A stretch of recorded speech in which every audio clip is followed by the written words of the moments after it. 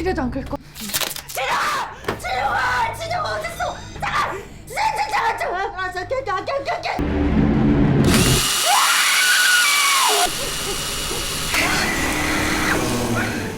Dan hai, selamat datang di Kupu-Kupu Film. Coba bayangin punya pasangan yang setiap malam selalu mengigau dan berjalan dalam tidur sambil ngelakuin hal-hal berbahaya tanpa sadar, seperti yang dialami sepasang suami istri dalam film thriller psikologis Korea yang akan kita bahas kali ini, yang berjudul. Kisah ini berfokus pada pasangan suami istri bernama Hyunso dan Sojin. Walau mereka hidup di sebuah apartemen kecil yang sederhana, namun terlihat sangat bahagia. Hubungan mereka juga hangat, penuh tawa, dan saling menyayangi satu sama lain. Apalagi saat itu, Sojin sedang mengandung anak pertama mereka. Bisa dibilang hidup mereka benar-benar tampak sempurna. Sampai suatu malam, semuanya mulai berubah. Di malam itu, tiba-tiba Hyunso tampak mengigau tak seperti biasanya. Dengan mata masih terpejam, dia berbisik pelan sambil bilang, 오빠 누가 들어왔어? 어떡해? Awalnya Sojin tak terlalu mempermasalahkannya. Dia hanya mengira itu paling cuma mimpi biasa. Mungkin suaminya hanya kelelahan karena pekerjaan. Tapi setelah malam itu, kejadian-kejadian aneh mulai terus berulang. Di malam berikutnya, Hyunso mulai melakukan hal-hal yang semakin tidak masuk akal saat tidur. Seolah tak sadar, dia terus menggaruk pipinya, walau Sojin sudah mencoba untuk menghentikannya. 그만.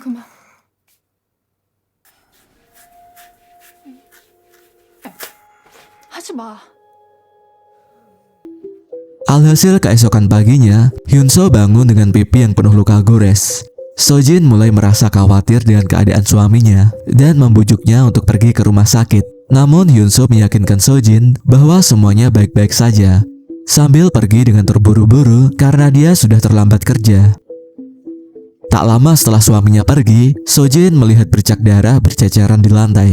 Karena penasaran, dia lalu mengikutinya dan menemukan anjingnya yang terlihat ketakutan sedang bersembunyi di bawah kolong kasur. 일로 와. 쭉. Sayangnya keanehan demi keanehan kembali terjadi. Di malam berikutnya, Hyunso kembali terbangun dalam keadaan tidur. Dia berjalan ke dapur tanpa sadar, sambil ngelakuin hal-hal yang gak bisa dijelasin.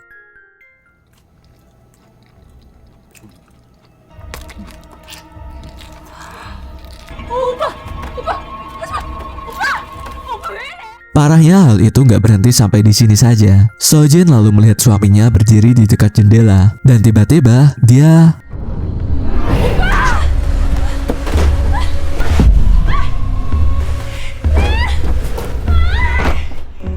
Begitu Hyunso terbangun, dia sama sekali gak ingat dengan apa yang barusan terjadi. Dia tampak kebingungan melihat istrinya yang sedang menangis dan mengkhawatirkannya. Karena semakin khawatir dengan kondisi Hyunso yang semakin parah, mereka berdua akhirnya memutuskan untuk pergi ke rumah sakit. Setelah diperiksa, dokter mengatakan bahwa Hyunso mengalami gangguan tidur yang serius, semacam sleepwalking ekstrim yang bisa dipicu karena stres dan kelelahan. Dokter lalu memberikan obat penenang sambil menyarankan untuk melakukan terapi secara rutin. Awalnya pengobatan itu tampak berhasil. Beberapa malam berjalan dengan tenang, tak ada lagi kejadian aneh, dan tak ada lagi perilaku menakutkan, membuat Sojin mulai merasa lega. Dia pikir mungkin semua ini memang hanya masalah medis biasa. Tapi ketenangan itu ternyata hanya sementara, sampai di suatu pagi saat Sojin terbangun. Dia mengira semuanya sudah kembali normal seperti biasanya. Tapi saat dia mencari anjingnya untuk memberinya makan, dia justru menemukan bulu anjingnya yang rontok. Dan saat Sojin membuka pintu kulkas, dia melihat anjing peliharaan mereka mati secara mengenaskan.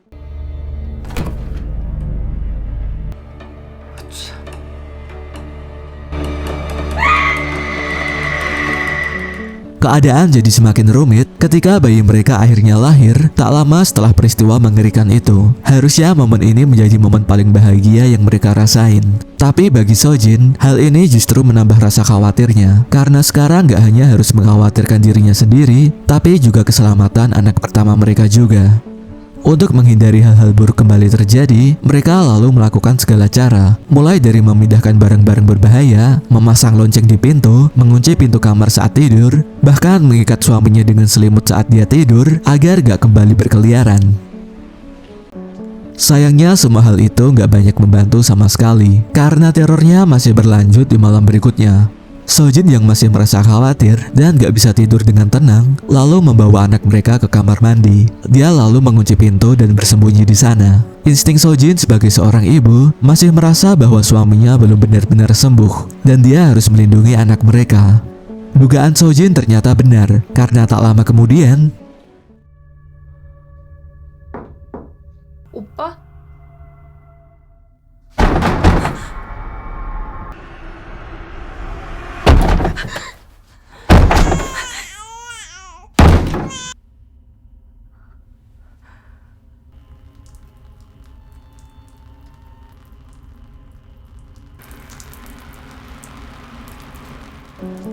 peristiwa itu benar-benar menghancurkan mental Sojin. Sejak saat itu, dia mulai yakin akan satu hal, bahwa suaminya bukan hanya sakit, tapi mungkin sedang dirasuki sesuatu. Sojin yang putus asa, lalu mulai mencari cara lain. Dia nggak lagi percaya sepenuhnya sama dokter. Menurutnya ini bukan sekedar gangguan medis biasa, jadi dia mencoba mencari alternatif lain. 무조건 치료된다 이런 보장은 없어요. 네? 단단한 Sojin lalu menuruti saran dari ibunya untuk memanggil seorang paranormal yang cukup terkenal. Dan ritual pun dilakukan. Seluruh rumah dibersihkan secara spiritual. Doa-doa juga dibacakan.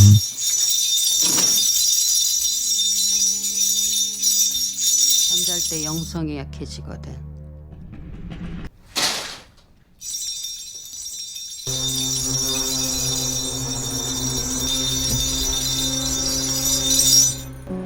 Paranormal itu lalu mengatakan bahwa ada roh jahat yang menempel pada tubuh Yunso, dan roh itu akan terus mengancam keluarga mereka selama belum diusir dengan ritual khusus. Walau awalnya ragu, Sojin akhirnya memilih untuk mempercayai semua itu karena baginya tak ada pilihan lain. Segala cara udah dilakukan dan semuanya gagal. Sedangkan bagi Hyunso sendiri, dia gak percaya sama sekali dengan hal-hal berbau mistis seperti itu. 자, 안 보이게 숨겨놔.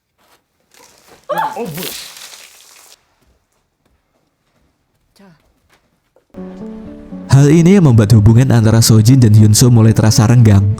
Sojin mulai merasa bahwa dia dan anaknya gak akan pernah merasa aman berada di dekat Hyunso selagi roh jahat yang merasukinya belum diusir. Dan Hyunso sendiri merasa bahwa semua ini hanyalah gangguan medis saja. Perlahan suasana justru berbalik. Alih-alih Hyunso yang terlihat bermasalah, kini Sojinlah yang mulai tampak berubah. Obsesi dan ketakutannya semakin tak terkendali. Dia terus merasa bahwa bahaya masih ada. Bahkan ketika kondisi Hyunso tampak benar-benar sudah mulai membaik, Sojin tetap gak bisa merasa tenang.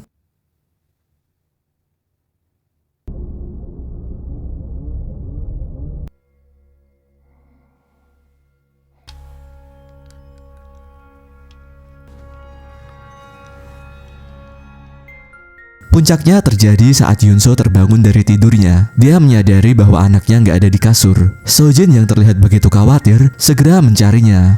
Dan perhatiannya tertuju di dapur saat dia melihat panci yang sedang dipanaskan di atas kompor.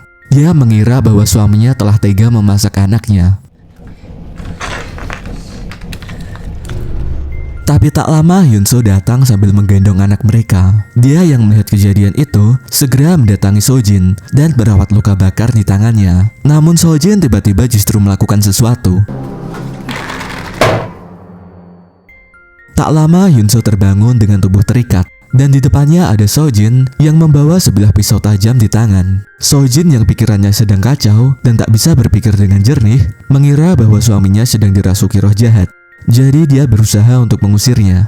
Untung saja Hyunso berhasil menenangkan Sojin dan mencegah hal-hal buruk yang akan disesali. 3 bulan pun berlalu sejak peristiwa kelam itu. Dan saat ini Hyunso sudah menyelesaikan semua terapi yang disarankan oleh dokter. Dokter lalu menjelaskan bahwa kondisi Hyunso sudah jauh membaik.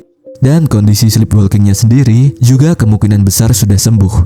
Jadi dia bisa kembali ke rumah lagi untuk bertemu dengan anak dan istrinya.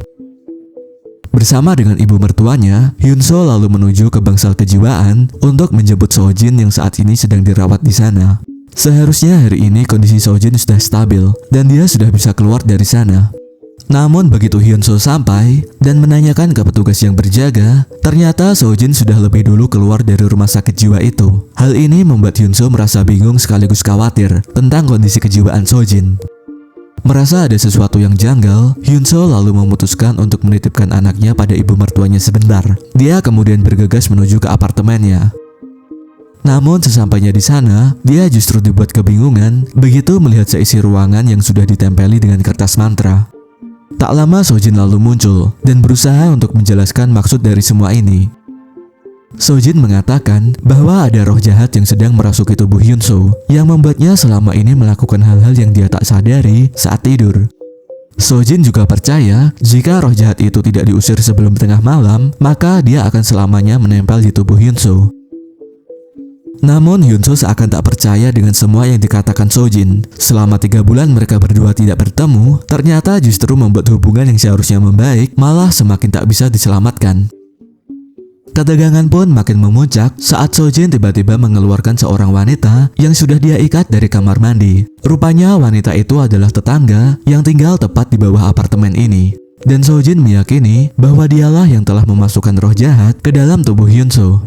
Sojin lalu mengancam roh jahat itu jika dia tak segera keluar dari tubuh suaminya, maka wanita ini akan dia bunuh. Semua kegilaan ini membuat Hyunso semakin kebingungan dan tak tahu harus berbuat apa lagi. Dia semakin dibuat bertanya-tanya, apakah semua kejadian itu murni gangguan tidur ataukah memang ada kekuatan gelap yang selama ini bersembunyi di balik tubuhnya.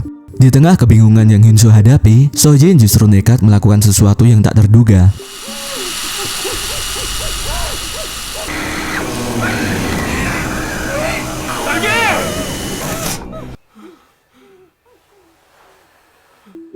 Begitu dia melihat kesempatan, Hyunso dengan cepat menghentikan Sojin sebelum dia berbuat lebih jauh. Namun tiba-tiba Hyunso mulai bertingkah aneh, seolah ada orang lain yang mengendalikan tubuhnya. Hyunso lalu berdiri tepat di depan tembok sambil berkata bahwa dia akan segera pergi dari tubuh ini. Dari tatapan Sojin, terlihat bahwa ada sesosok pria yang pergi dari sana, tepat sebelum waktu menunjukkan tengah malam. Dan tiba-tiba Hyunso terjatuh. Sojin lalu segera mendekat dan memeluknya, seolah menandakan bahwa semua ini sudah berakhir. Karena roh jahat itu sudah pergi, dan mereka bisa kembali melanjutkan kehidupan dengan normal. Dan itulah akhir dari kisah ini. Jangan lupa like, share, dan subscribe biar kalian gak ketinggalan kisah-kisah seru lainnya. Terima kasih, dan sampai jumpa.